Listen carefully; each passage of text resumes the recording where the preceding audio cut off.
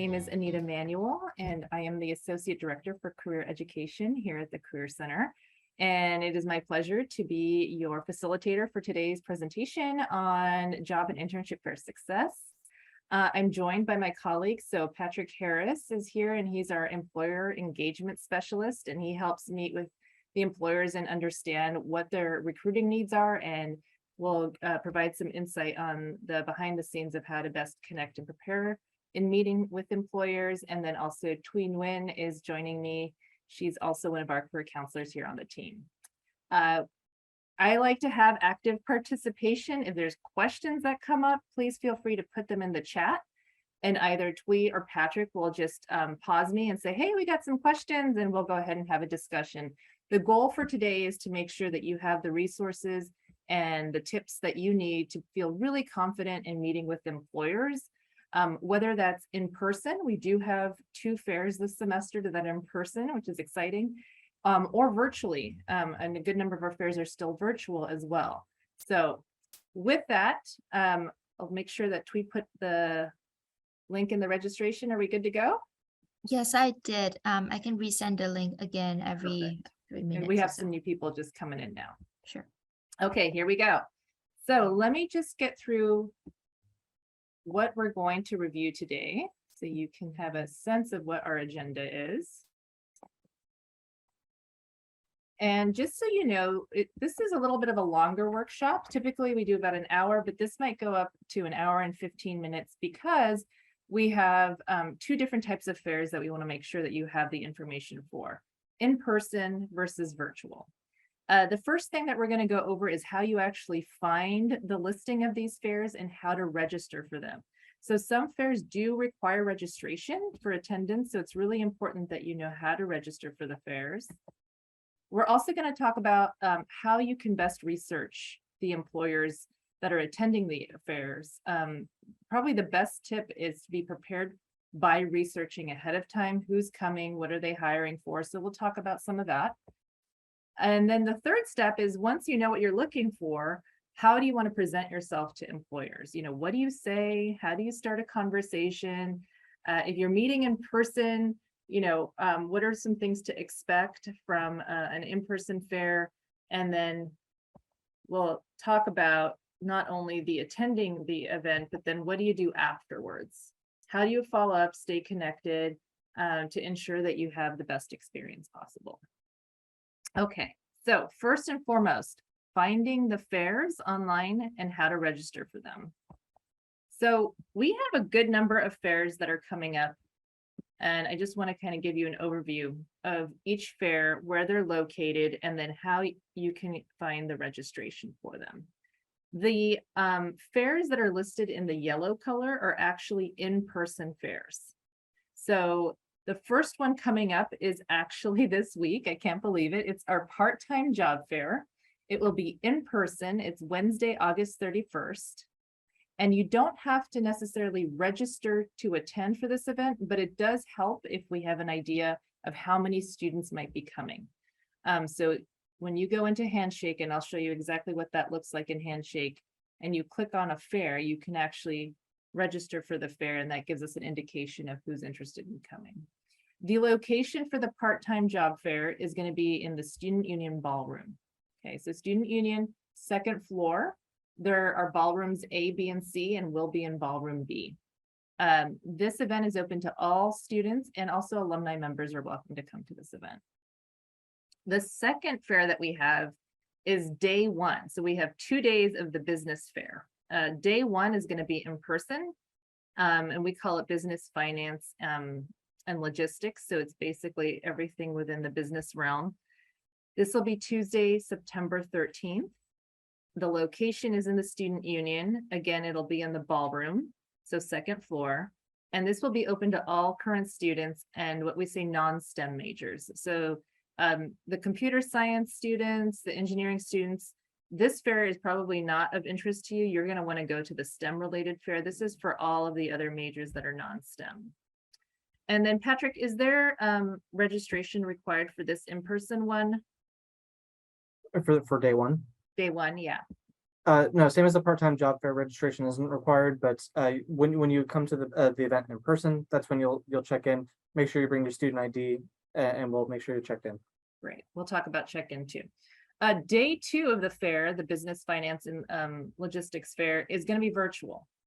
And that'll be the next day, Wednesday, September 14th. So you do have to register online for the virtual fairs. And the reason why you have to register is because the employers actually will schedule either one-on-one sessions with you, virtual sessions, or group sessions. And so the only way that they can do that is to actually open up a calendar and have you register for specific slots. The registration for this fair is going to open at noon on September 7th. It's really important to take note of when registration opens in Handshake, because it's a first come, first serve situation. So like as soon as registrations open at noon, people can go in and start filling in those slots that are open to meet with employers. And so you want to be one of the first people to make sure that you fill in those slots, because then you get the best selection of the times that are open. As slots get filled up, some employers may add more sessions, but some may not be able to add more sessions. So it's really important to register as soon as that opens on noon on the 7th. Hi, Nita. We have an important question in the chat, which is what time are these events? And I have the times pulled up here for this. So for the part-time job fair with this coming Wednesday on the 31st, that starts at 11 a.m. and runs till 2 p.m. And the day 1 business, financial services, and logistics job fair in a couple of weeks on Tuesday, September 13th. That in-person event starts at noon and runs till 5 p.m. That'll have more employers, so we're making that like a longer event. And so if you have classes during that time, you could pop in at any point during whatever's convenient for your schedule. Thank you. Really important question. Yes, the times are important. They'll also be listed in Handshake when you go in to register as well. That's right. Okay, let's go to the next page. So the next set of fairs are all virtual. So we have our STEM undergraduate job and internship fair. That's Tuesday, September 20th. Registration opens at noon on the 13th. It's open to all undergraduate STEM majors. So that's anything related to science, technology, engineering, math, and undergraduate specifically. We also have a graduate focused STEM fair. And this is by invitation only event. So it will be Wednesday, September 21st. Registration online opens at noon on September 14th. There are some qualifications for this event. So there are some GPA requirements as well as units required to be completed for access to this event. And that is determined by the colleges. So College of Engineering, College of Science, and then the College of Professional and Global Education, under which some of the analytics programs fall, set the criteria. And then we send out the invitations to students who meet the criteria through Handshake. And so invitations for this event will go out on September 2nd. After September 2nd, if you have not received an invitation, you're a graduate STEM student and you have questions about that, please feel free to connect with us or email us at our career help email, and we can give you some more feedback. And I'll ask Twee or Patrick if you can just put the career help email in the chat in case anyone has questions down the line. And then the last fair, last but not least, is our diversity career fair. It's virtual, Thursday, October 6th. This is a wonderful fair because it's open to all majors. All current students and alumni are also welcome at this event. Undergraduate and graduate students are welcome to this event. And it's for employers who are really interested in being really inclusive and equitable in their hiring. So they're really looking at students from all backgrounds who have an interest in joining either for-profit, nonprofit, corporate organizations. So this is a really great fair to attend. The registration will open on September 29th. And then for the times, I'm going to punt that over to Patrick if he has the times for these events. All of these virtual events start at noon. They run either 4 or 5 hours, depending on the fair. I think one of them only runs 4 hours. The diversity fair runs from 12 to 4 p.m. Otherwise, the rest of these run from noon to 5 p.m. And all these events are the run times are in Handshake. Right. So how do you actually register for these events in Handshake? Because we've said a couple times that everything is listed in Handshake. And what you're gonna do, there's a couple ways you can get to Handshake, but probably the quickest way, and this is probably the easiest way to get to most of our online apps, is through one.sjsu.edu. And when you go to that one.sjsu.edu, you just type in Handshake in the search bar and it will bring up Handshake. When you log into Handshake, your homepage on the top left side will have this Jobs tab, Events tab, and Employers tab. You're going to click on the Events tab, and then you're going to click on Career Fairs. And that will bring up all the upcoming fairs in one feed.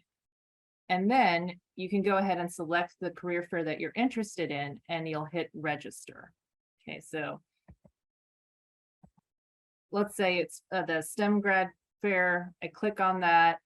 Once you get into that page, there will be a little option, usually on the right-hand side, that says register, and you'll just click on that and you'll be registered for the event.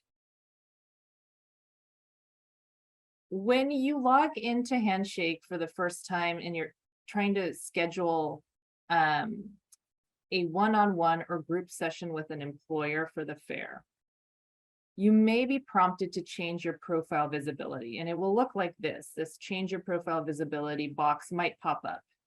No need to freak out. All it means is that Handshake wants you to change your current profile visibility. So if you're on private in your account, that means that you might not be able to schedule group sessions for the fairs. So Handshake is going to prompt you to switch your setting to community.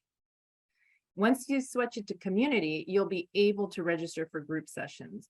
And this is important because on the virtual platform, when you log into Handshake, and the fair takes place within the Handshake platform, there'll be a little link that you can click and it actually opens up almost like a Zoom session like we're doing now. Some employers want to do small group sessions, and some want to do one-on-one, almost like mini interviews with you. Employers that have a good number of positions to fill, like let's say it's a Cisco and they have like 10 software engineering internships to fill, they may choose to do a group session versus 5 one-on-ones. So you want to be able to qualify for both the group sessions and the one-on-one sessions. And that's why it's important to switch your profile visibility to the community little dot there. Then you can schedule your one-on-one or group sessions as you'd like. And what it'll look like is it'll give you a prompt like this one-on-one session square here. So it will be the name of the company. It'll actually list who the recruiter is that might be in that session, and then the time slots. And let's say I can't do 11:10, I can't do 11:20, but I can definitely do 11:40. I would just click on that and that would schedule me that time slot. And then the next time you come into Handshake, the day of the event, you'll be able to see your sessions and you'll just click into your session and start talking to the employer. Patrick, anything else to add there that I should highlight? Sure, I'll add that like when you sign up for a session, the employer will take notice that that this person has requested this session with the representative. So we ask that like if you're signing up for a session, please commit to that session. The employer will know if you didn't show up. We'll know because we get in talks with the employers. If you can't make the session at any point for any reason, life happens, things happen. That's perfectly fine. You can cancel the session in advance. We just ask that you do that rather than just being a no-show. We want to make sure that we're being respectful of the employer's time, that we're making SJSU a viable destination for employers to come to career fairs in the future. And likewise, we will please let us know if employers don't come to your sessions too. We want to make sure the employers are honoring their time commitment to you too. Absolutely. Good tips. The other thing is if you let's say I take that 11:40 session and then life happens and I find out that I have to meet with my professor and that's the only time they can meet. I can log back in, cancel that session, and then switch the time. if you don't cancel the session and let's say I just no show, one thing that's unfortunate is that somebody else could have probably taken that slot. And so now another student actually missed an opportunity to miss with the employer. So once you take it, it's filled and it won't show up for anyone else. So if you know you're not going to be able to make it, it's really also just paying it forward to cancel it so that another person can have a shot at meeting with an employer during that session. Okay. Sometimes we've had it come up that when a student logs in to their fair, so let's say this is the fair that I registered for, this is just an example of the Fall Business Logistics Fair for day 2. And it says like maybe it is not open yet because it opens September 7th, right? But maybe I have, whoops, it just popped a quiz. Maybe I come in and it says there's no sessions open. Or maybe they're all full. This doesn't mean that there might not be more sessions added. It just means at that point in time, the employer is full, like their schedule just got filled up.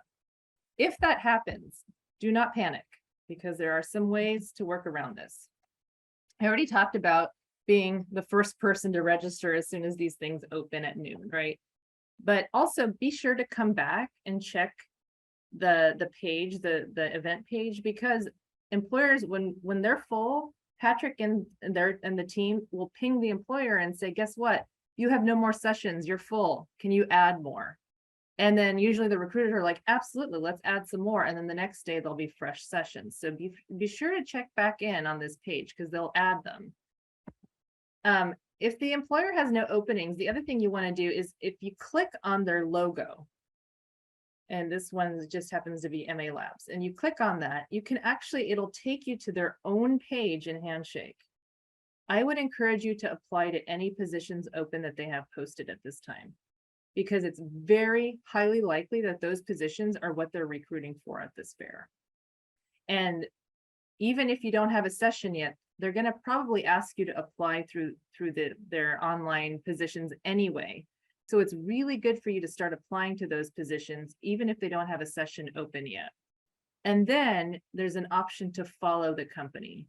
Usually it's like a little star at the top of their profile. If you click it, then you'll be following them. And what happens is if they update any sessions or they post a new position, you will get pinged about it through Handshake. And when you log in your main homepage, their updates will come up so that you won't have to come in constantly and check because you'll now be getting pings about their updates. Patrick, anything else I should add about that? Make sure that your notification settings in Handshake are configured this way. I think by default, I think you, like when you follow a company, it should automatically notify you. But if you want to make sure, click like your profile in the upper right corner and check your notification settings. And you could even adjust, do you want to be notified through the Handshake platform? Do you want to be notified via email? You can configure that for many different things, including the what happens when you follow an employer and the employer does something. Great. So I'm going to pause for a second. Twee and Patrick, are there any questions so far on any of these logistical points? Let's check the chat. I don't think so. But there's one question related to the recording for the other sessions. So I just want to bring it up. Like, how long will it take for us to send them the recordings? Like 2 to 3 business days or something like that? That's a good question. So right now we have a lot of these sessions happening. And so I would say at least wait for 5 business days before the recordings are updated. We get them back from Zoom anywhere from like 24 hours to 48 hours. And then we cut out the pieces of like extra information and just have the webinar. And we post those on YouTube, and then I send out those links in an email. So at least 5 business days would be appreciated. It looks like there's another question that came in about what about positions that require a BABS, and I'm close to getting it, but I don't feel like I could apply. Okay, so that's a really good question. All the positions that are being posted, so the employers who come to the fairs, if it's a full-time career opportunity and they're asking for a BS or BA degree, they are knowing that you have not completed that yet. So it's upon graduation. So if there is a job position for a fair and it says entry level or requires BA/BS, you can still apply to it if that's what you're completing, right? If you are looking at jobs on Handshake and they're not related to one of the career fairs and it says must have a BA degree completed, then yes, absolutely, that degree needs to be completed at this time. But the employers who are coming to our fairs know and are specifically wanting to recruit college students. So they're either looking primarily for interns and they know that you're not done with that degree yet, you're in process, or they're seeking new grads who will be available to start full-time depending on when they're graduating. Some people are graduating winter session, but most are graduating end of spring session. And so there are a good number of employers who are hiring for full-time starting in fall so that they know ahead of time what their head count's going to be upon graduation. Okay, any other questions that are popping in? You guys can just shout them out to me while I move on. We had a question in the Q&A section that was asking for clarification. What are the criteria? What's the criteria for the graduate fair for getting an invitation? The criteria for the graduate fair is that you have to have completed at least 12 units within your degree program, at least one full-time semester has to be completed, and there's a GPA requirement of 3.5. So those are the three basic criteria. And then when the colleges send us the list of their students that meet those criteria, and then we send out those invitations. And that's just for the graduate STEM fair. You said that was 12 units completed? Yes. All right, I'm typing that out in the chat. Okay, thank you. Any other questions that are coming in? I see something in Q&A too, but I will let you all pause me. There's a question about like what kind of schedule is being offered. Yeah, thank you. And the schedule is determined by the employers. So like if you think of that 12 to 5 time frame, employers are filling that with like multiple representatives of that company. One representative might be available like 12 to 3, one might be available 2 to 5, depending on their own schedules. Maybe they're available the whole session. And they are filling their own schedules with either one-on-one sessions or these group sessions that last 30 minutes, or maybe it's a combination of the two, depending on the representative. So every different employer will have a different schedule. Like the majority of it will probably be these like 10-minute one-on-one sessions. But you'll be able to see them in Handshake when you register, and once the sessions are open to students a week in advance. And that's when you can sign up for the sessions. You can see them all, but these schedules will be composed of 10-minute one-on-one sessions and 30-minute group sessions. The number of them will vary by the employer. But that's good feedback. So when you're thinking about how much time will I have with the employer, and this is true for the in-person fair too, it's a pretty rapid conversation.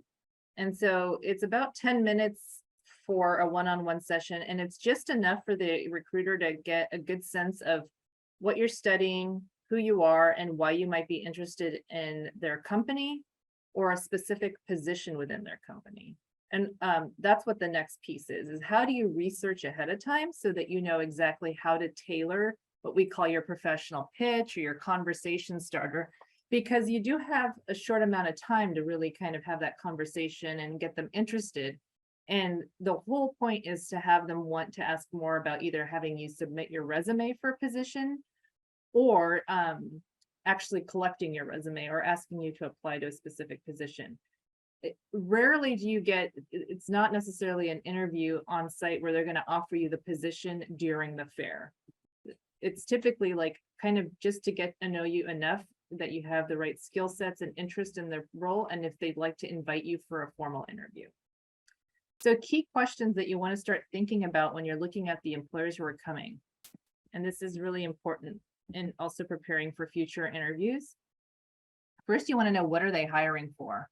And what's cool about Handshake is that when you click on the employer, the little logo, and you see their profile, it'll show all the positions that they posted. So you'll have a kind of quick and easy way to determine what positions they're hiring for. And why this is important is most recruiters are assigned specific roles and positions that they're supposed to fill. So there might be, let's say, 100 positions posted for an employer.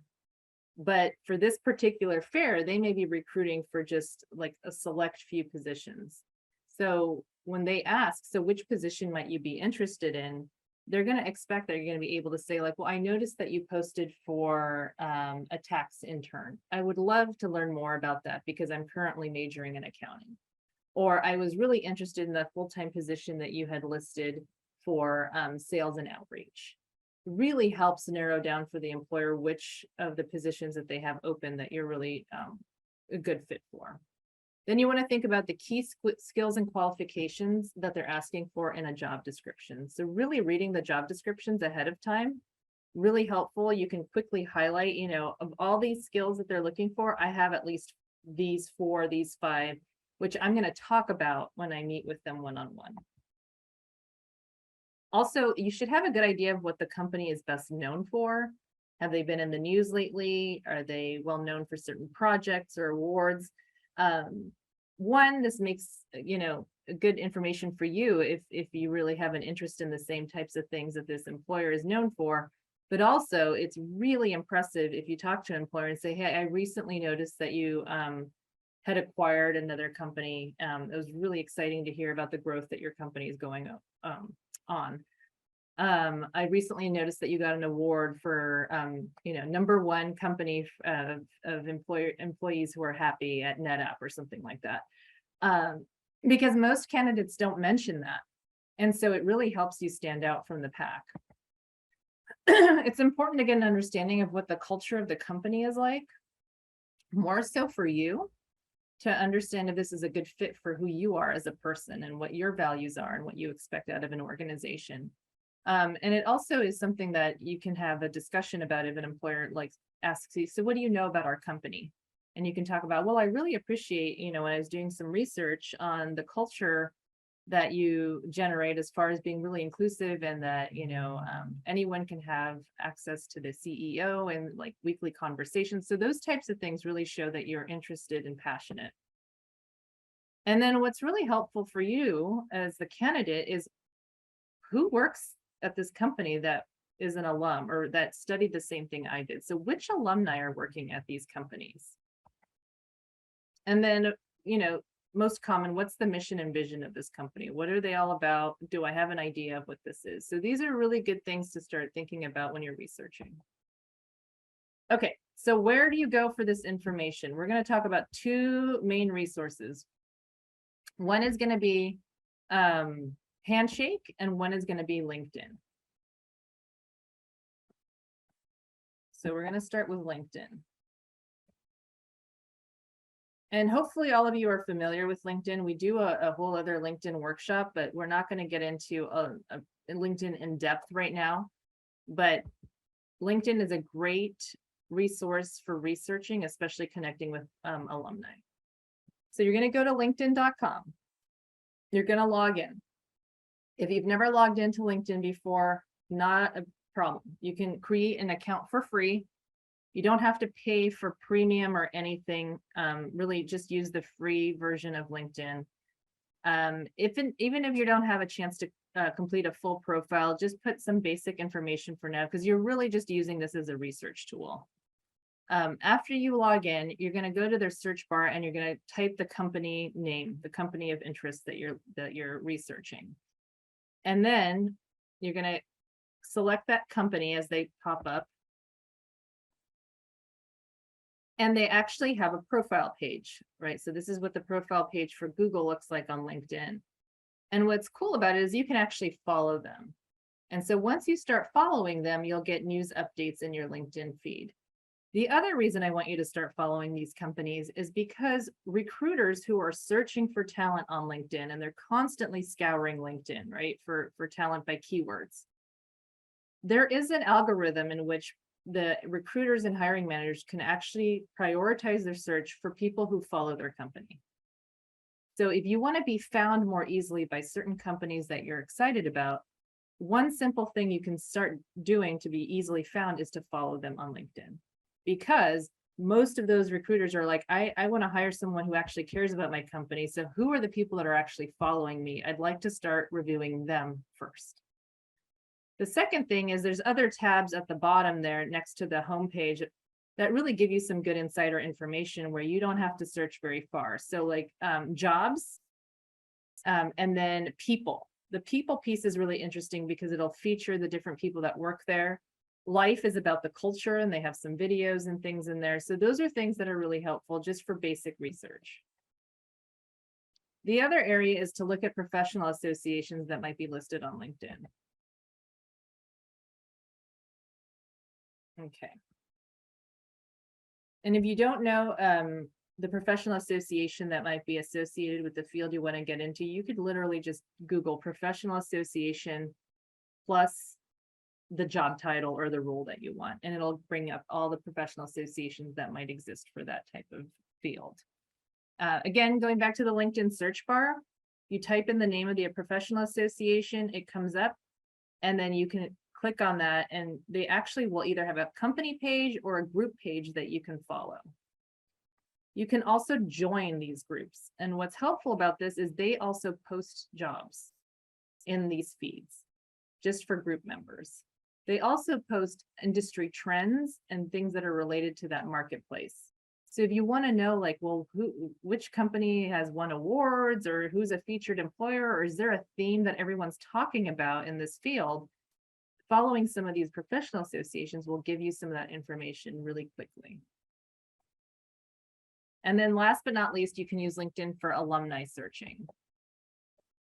So search bar again, this time you're going to type in San Jose State University. We have our own page. Every university has their own page. You're going to click on San Jose State University, the company page, right? Our higher education page. When you get there, you're going to click on the alumni tab. Now there's, I think almost 500,000 alumni at this point that are featured in LinkedIn that have gone to San Jose State University.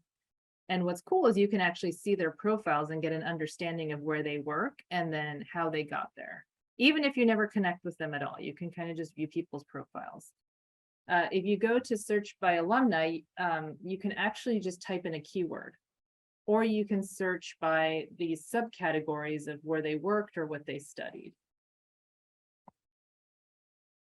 The last thing that I want to highlight for easy research is Handshake itself. So if, again, you go into the fair that you're interested in, and it says employers attending, and you see all the employers, and you say, oh, I'm really interested in Target. I heard they have a great management trainee program. If you click on Target, it takes you to their featured jobs page, their page in Handshake. It will list the jobs that are currently posted on the right-hand side. And then it'll also give you a listing of questions and answers. This is really interesting because it's actually questions that either other students have asked and that employees of that network or other students who have worked there will answer. So this is really good. There's sometimes I see good questions about interview questions or specific skill sets that are required. And then under that section is students who've worked here. If you click on See All, you actually get a filter option, and you can filter by schools. You can hit San Jose State only, and then you can hit alumni only. And here are all the San Jose State alumni that work at this particular company. And there's a little option to message them. So if you know that you're going to meet with an employer at one of these fairs, and you want to get just some inside information on some tips, or like, how do you like working there? I'm also the same major as you and would love some tips on how to best talk to a recruiter from your company.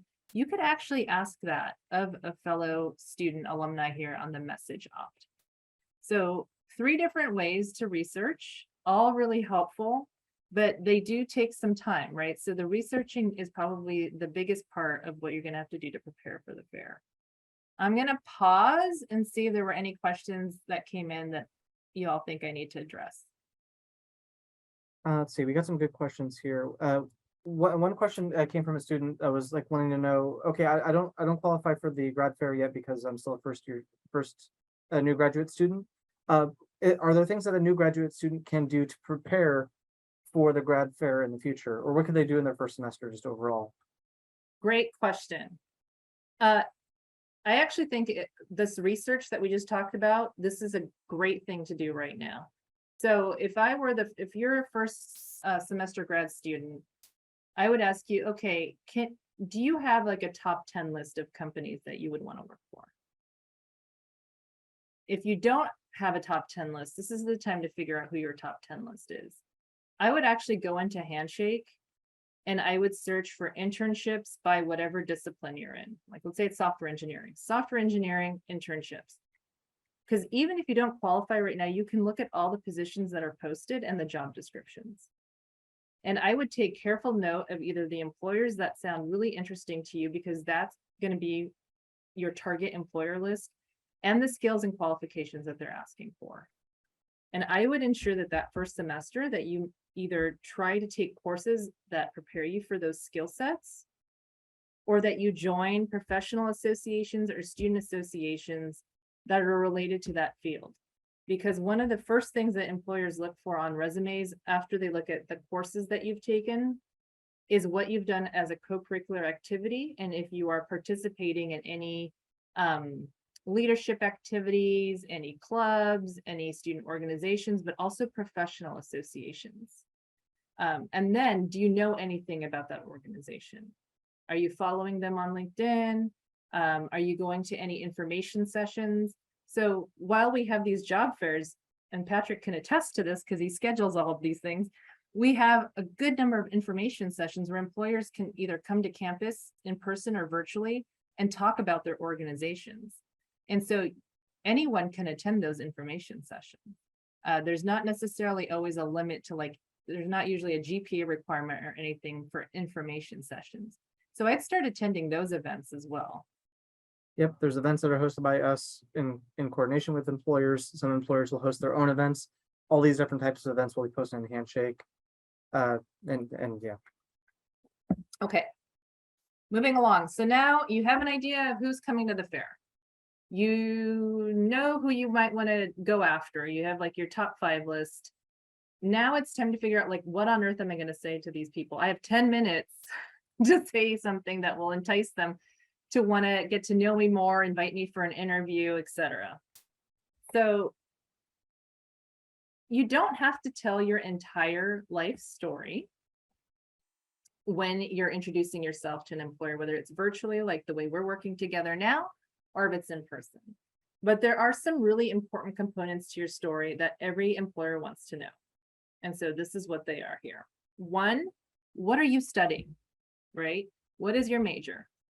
Is it business administration, concentration in marketing? Is it software engineering? Is it English? Like, what are you studying? What are you interested in? Okay, it could be as a field. It could be some areas that you want to learn more about, but they want to know what you're genuinely interested in. So in this example, this person happens to be interested in digital marketing. Then what is the specific role that you're trying to get? So you'll probably have an idea of this when you look at the job fair, like, list of employers and positions they're hiring for. Oh, they have a social media internship. I really want that. Oh, they have this really cool analytics internship. I'm really curious about that. And then what experience do you have currently that relates to that area?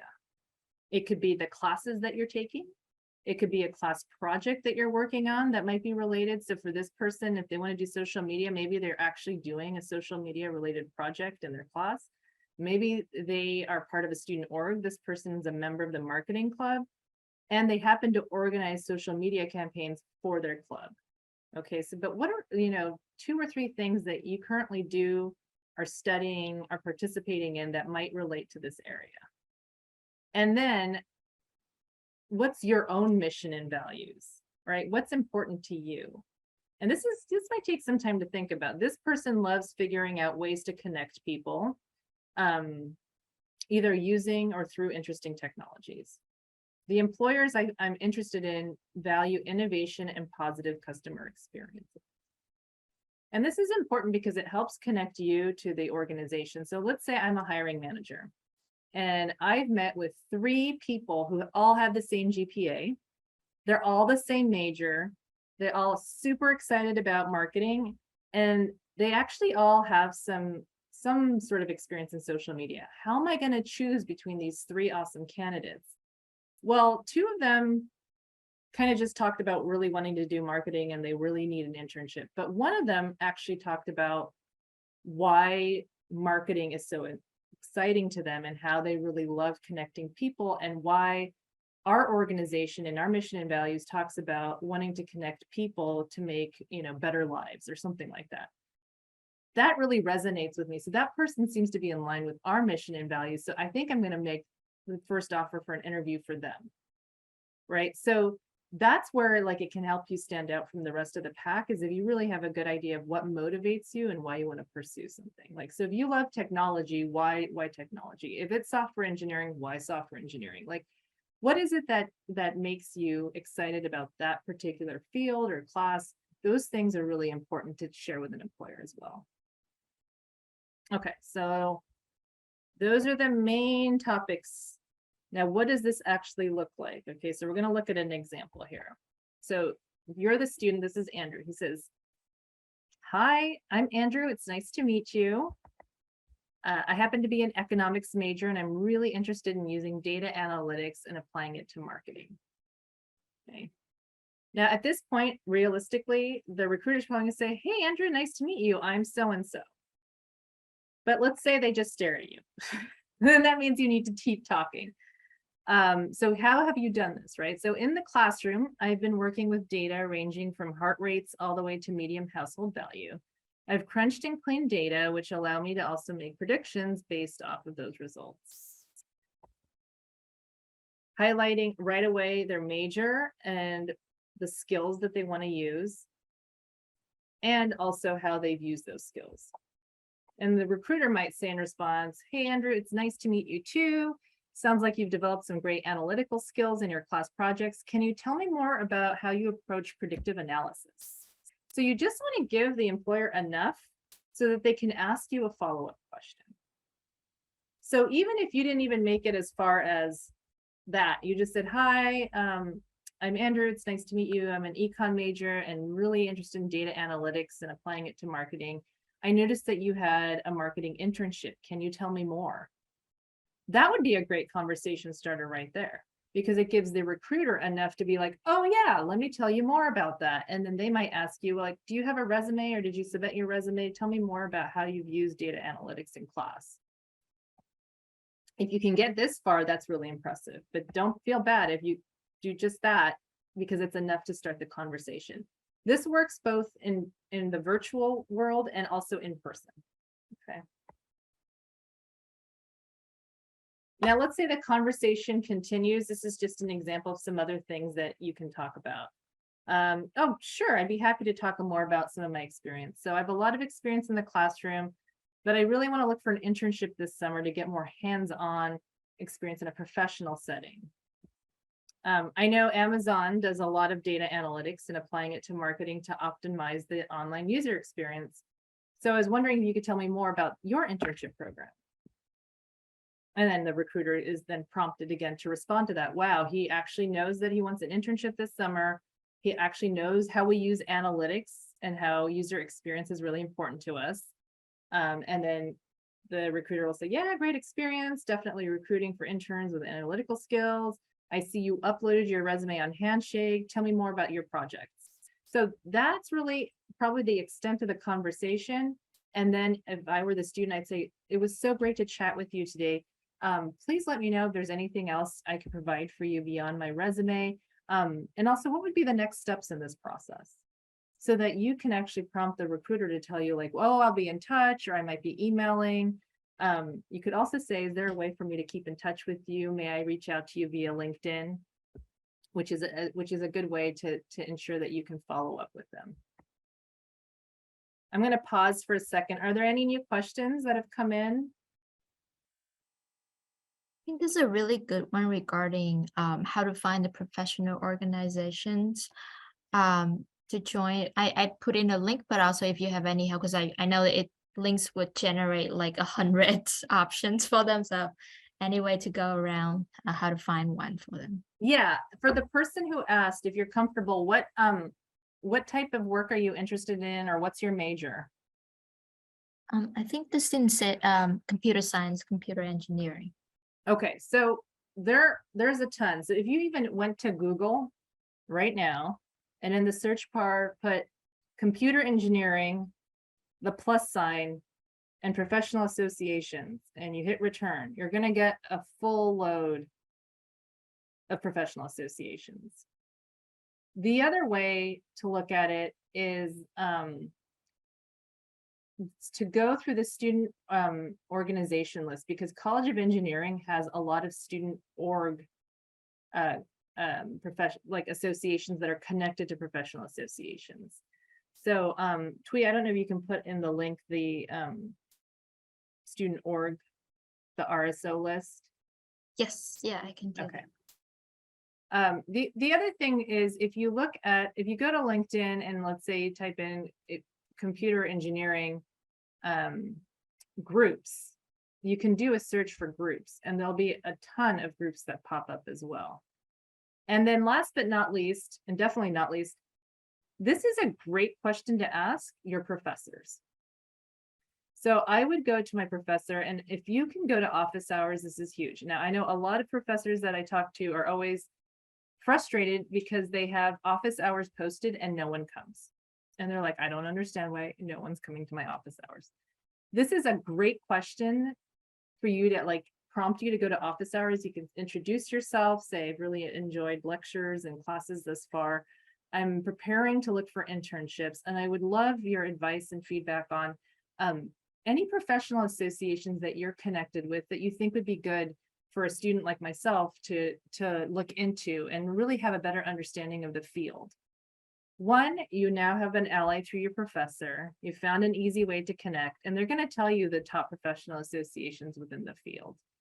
In addition, they might also say, hey, I happen to be an active member of XYZ. Would you ever consider a research project, or would you, want to ever do a poster, or, join the association? So those are things that also open up more opportunities as well. Okay, I'm going to keep on going. Anita, I had a pretty good question in the Q&A if that Yeah. would be the time. No, go for it. Are students able to apply for positions unrelated to their majors? That's a great question. I want to throw it back to the chat. What do you guys think? Can I apply to jobs that are not related to my major? See, 2 yeses. Yes.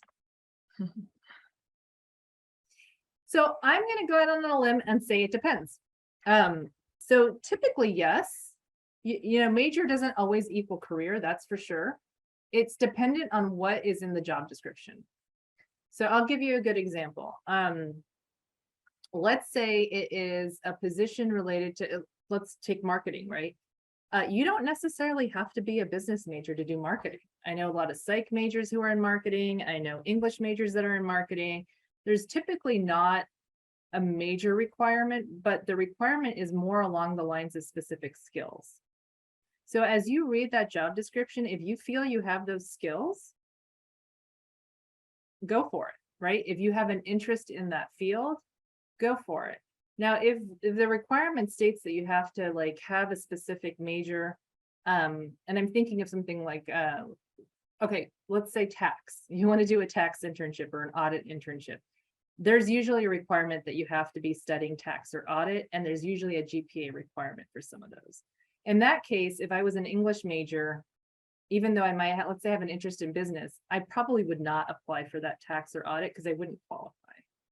But you don't necessarily, for anything else where it doesn't have very restrictive qualifications, if you meet the skill sets that they're asking for, then yeah, I would say feel free to apply. And if you are ever in doubt or not sure, don't hesitate to come and make an appointment with us. You may not know this, but you have your own career counselor at the Career Center. I'll ask Twee to pop in the list of counselors and you can find counselor by industry that you'd like to get into. So you could be, let's say, an art major, but if you want to do business, then you would meet with Larissa Bates, our career counselor for business. Or the opposite, you're a business major and you want to get into communications and arts or entertainment, then you would meet with Judy Garcia, who's our career counselor for the arts, communications, and entertainment. So we can sit down with you and actually talk about like going through some of these descriptions and which would be a best fit and why. Anything else y'all see? We had a great question about in-person career fairs, but like, I know we have a slide coming up about it, so I'll address it then. Perfect. Okay, here we go. So attending the virtual fair. This is what it looks like when you launch, like when you log in for the day of the fair and you click on your little link to like start your session, you'll be able to see the recruiter, and then there's a chat function as well. Right, but most of it will be kind of communicating this way. So I'm talking to you through the little screen and then you would respond to me, but I would be able to see you and in a visual box, right? That's how the one-on-ones happen. The group sessions are probably more like what you're experiencing now, with an opportunity sometimes at the end for a Q&A during the end of the group session.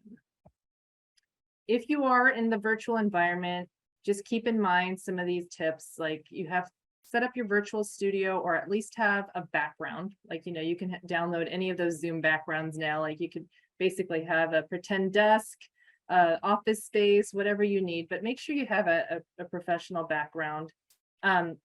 Please download the latest version of Chrome or Firefox web browser before you start the virtual fairs.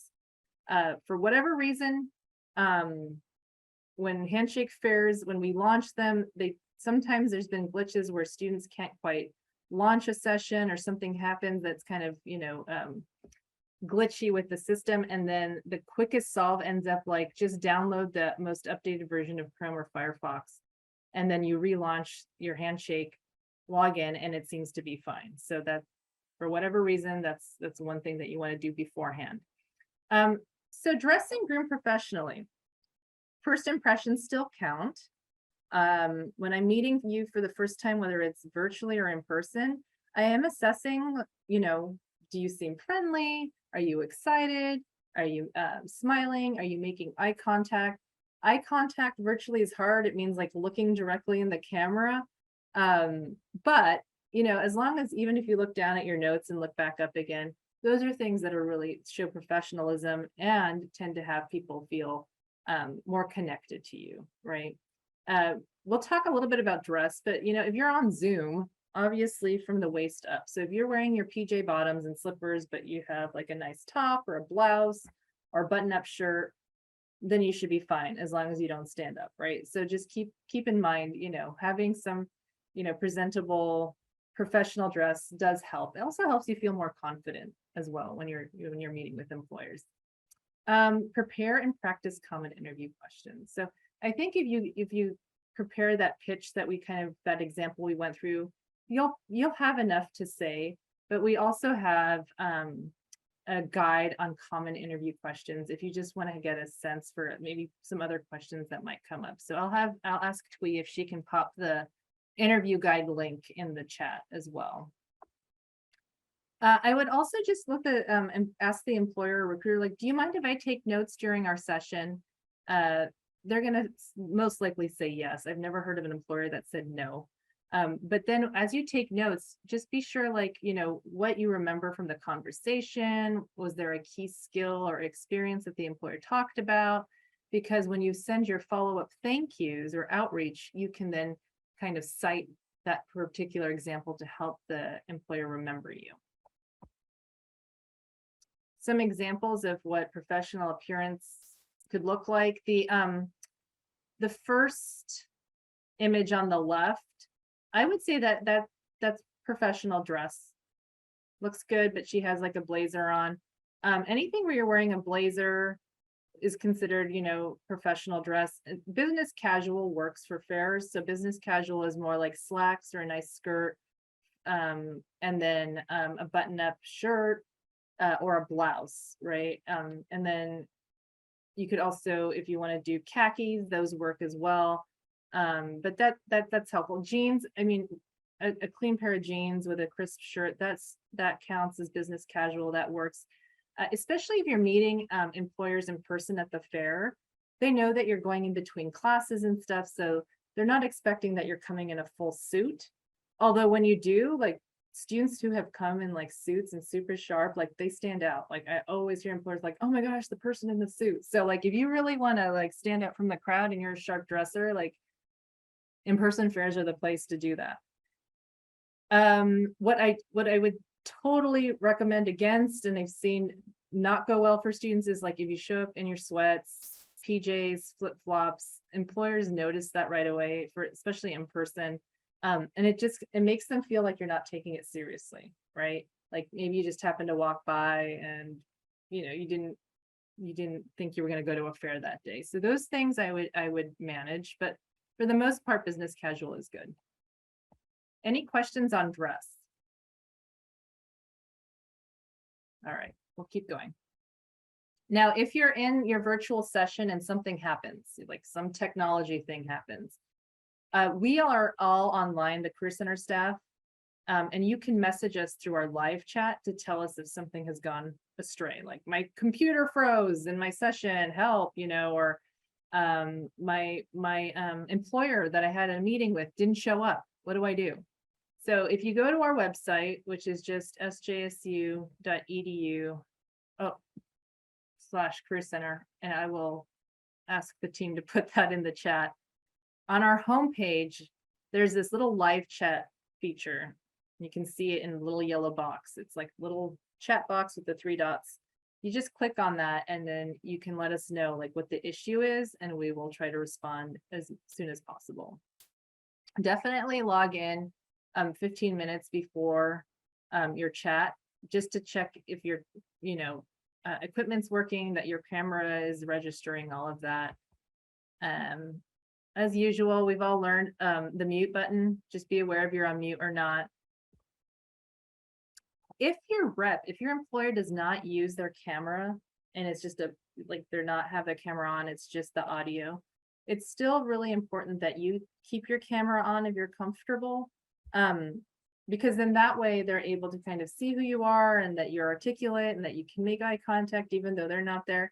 Sometimes certain employers have either had technical issues where their cameras are not working, or they may be in a situation where they cannot turn their camera on for whatever reason. Sometimes they have to have shared conference rooms, and so they just kind of keep their camera off for that point in time. But for the most part, most all of our employers are having the camera on so you can have that conversation. And then once you log in and they say hello or they come online, you can introduce yourself and kind of go into your introduction. Okay. Etiquette at the fair. This is for the virtual fair, but this also relates to the expectations of the in-person fair. If you are doing the virtual fair, do your best to find a quiet, private space to have those conversations. If you're trying to, this was really hard during COVID for virtual fairs. If you shared a space, like a living space, or you had roommates and everything, it could be hard sometimes to find a quiet spot. There are some spaces on campus that I'm aware of that I think you can have, like at the library, you can get your own room if you need to. If you're having a hard time securing a quiet space during the fair, please message us at Career Help. We may be able to have a spot on campus or in our actual office that we can maybe make available for during the fair. Jasmine raised her hand. Let's see.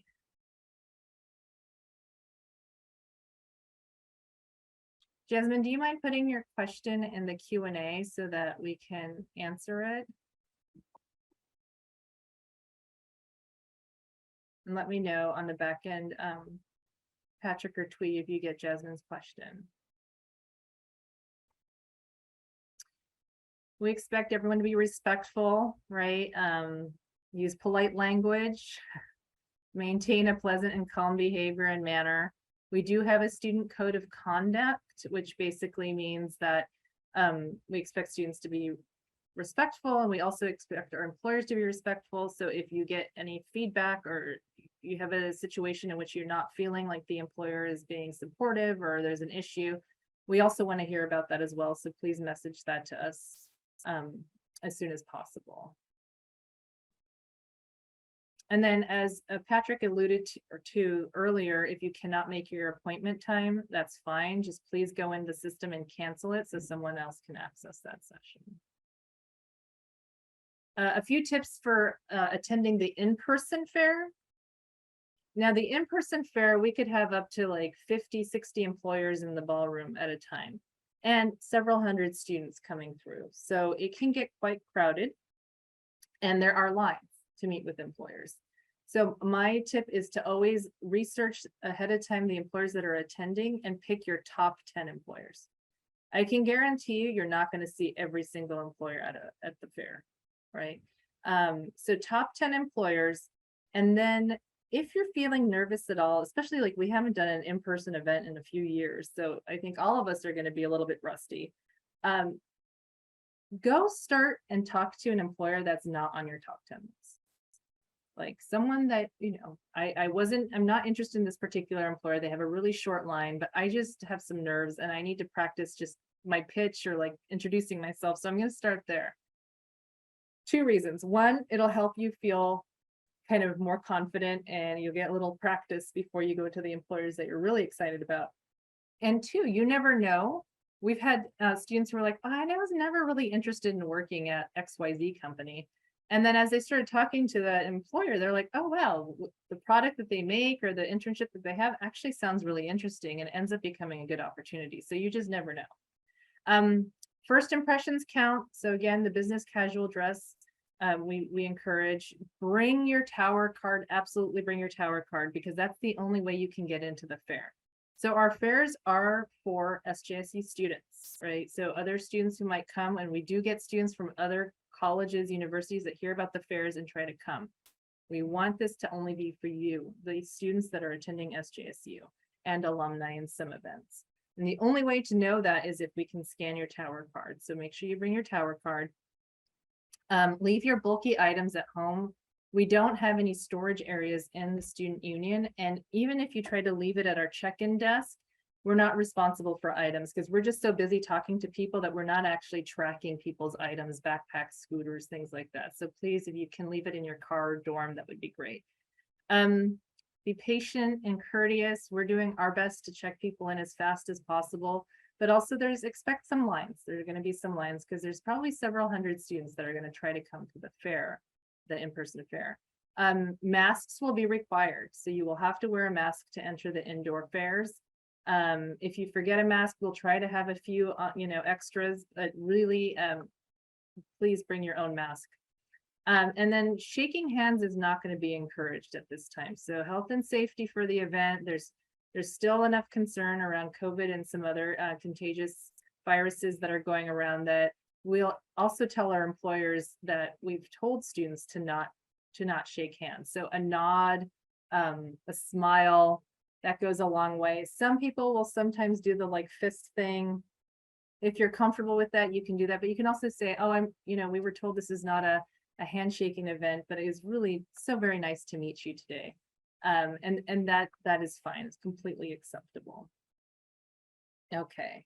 Hey, Anita, we had a really great question in the chat earlier if there's time for this. Let's do it. So someone asked a question that I think is super relevant given that we haven't had an in-person career fair in a while. And that is, what exactly is just the expectation of, I get to the career fair, what happens?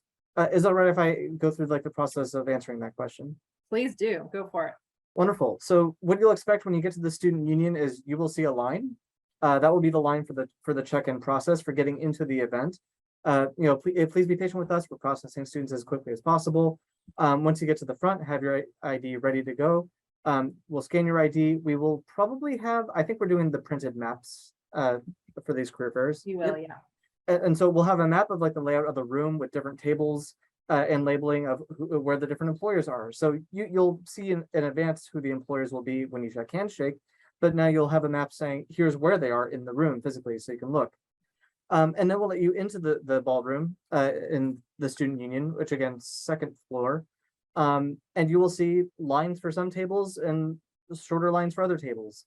And they'll be up to you to decide, given the time frame of what you have available, what lines you want to go into. And yes, there will be for every table there will be one, maybe two lines, depending on how their system is set up.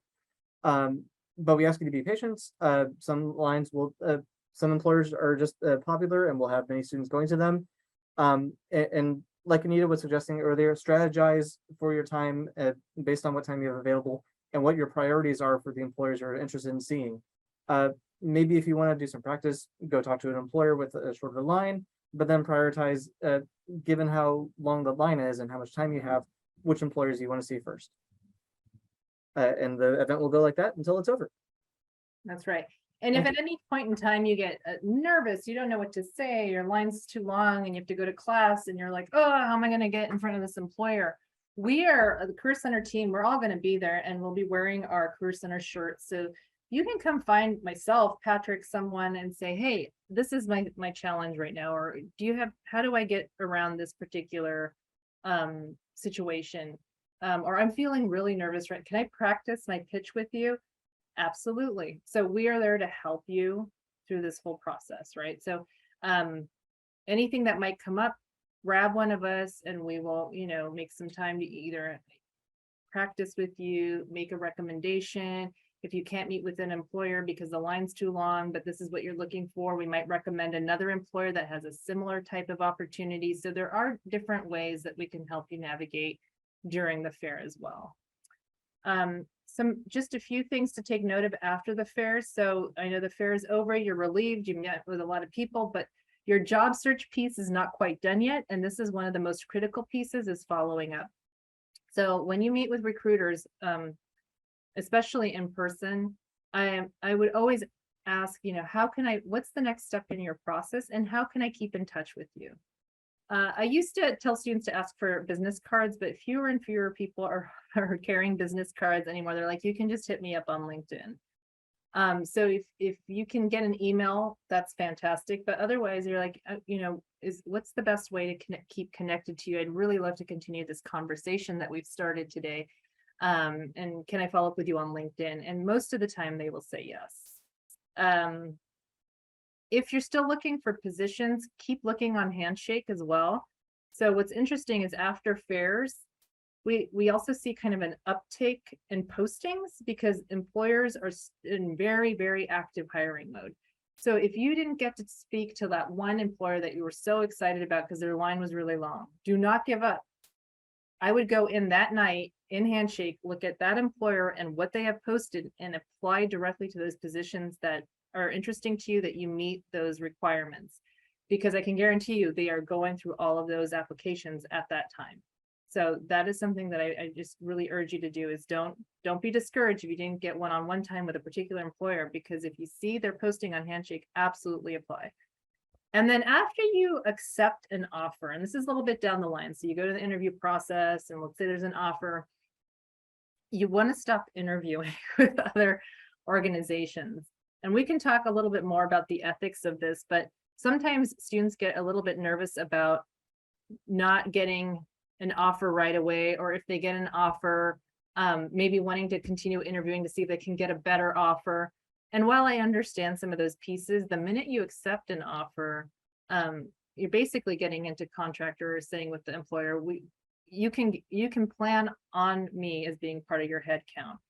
And if you withdraw or say like, oh, I interviewed with someone else and they have another job, it can definitely burn some bridges with employers. And the Valley, or this area, the work, force is quite small. So like, you want to make sure that you leave good impressions. And if you have to pull out of an offer for some reason, please schedule a meeting with us first so we can help you navigate that and do it in a way that doesn't burn any bridges down the line. Okay, so this workshop, just so everyone knows, does go till 1:15. It's a little bit of a longer workshop. If you have to drop off for class for whatever reason, no problem. It's being recorded. Just make sure you fill in the check-in form so that I know where to send the recording. Twee, if you can drop that in the chat one more time in case people joined late. The after the fair follow-up, again, LinkedIn is a really great resource for a lot of this. let's say I met with a recruiter, in this case, it's Lynn from Apple, right? I met her at the STEM fair, and now I'm gonna send her a follow-up after our meeting. You're gonna go look her up, her profile, hit connect. And then it will say, message optional. You always want to put a message. Okay. If I get tons of LinkedIn requests and there is no message on it, I ignore it because I have no context as far as like why someone wants to connect with me, right? So here's what you can say in your message. Dear Lynn, it was a pleasure meeting you at the SJSU STEM career fair or whatever career fair you went. Just enter career fair name there. I wanted to stay connected given our conversation on your needs for an analytics intern and my experience with data crunching and predictions. I submitted my resume via Handshake and I look forward to hearing from you. Very simple, but like a very quick reminder who I am, where we met, the position, some key skills, and I've already submitted my resume. And if you send those messages to all the people you met with at the fair, I can guarantee you it's going to go a long way and people are going to remember you, and you now will have built a network with recruiters. Okay, so next steps. If you want to have your resume reviewed really quickly, we actually have an app called VMock. You can upload your resume to VMock. It scans it immediately and gives you immediate feedback on your resume. Grammar, formatting, action verbs like writing and content. So really good thing to use if you want just a quick feedback on your resume. And there's a link to that. We have guides and apps that are really helpful for the resume writing, internship search, and also interviewing. I will ask Tweed to put some of those in the chat so that you can find all of that. And then a quick reminder that job fairs, while they're amazing, are not the only way to find a job and internship. Okay. The postings in Handshake, again, if you see something posted that you're excited about, apply right away. Because the employers that are posting and they want to fill those jobs with a Spartan. They select that they want the position to be posted here for our campus. So take advantage of that, especially before you graduate. And we host so many other employer events. So if you click on events in Handshake, you'll see information sessions by employers. Some employers host their own events, like Apple is constantly hosting their own events. Google hosts their own events where they say here's a day in the life of an engineer, or here's how to do a technical interview. So really go into those events and start attending the ones that are interesting to you, because while job fairs are fantastic, they're by no means not the only way to secure a position.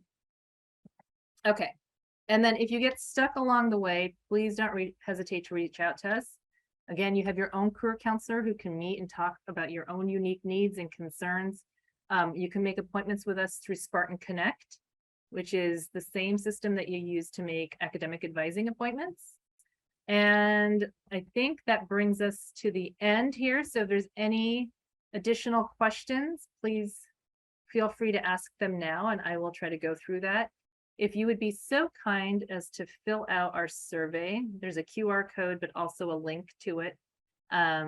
Presenter is me, Anita Manuel. The type of service is it's a workshop, or might say webinar. For those who give us feedback, you get entered into a raffle to win a $20 Amazon card. And also it's just good for us to know what worked for you, what information you would like more of, so that we can develop more resources and presentations that meet your needs. And with that, I thank you for your time today. It was great to connect with you, and we look forward to seeing you at the fairs. And I'll stay on with Patrick for a few minutes if you have any additional questions.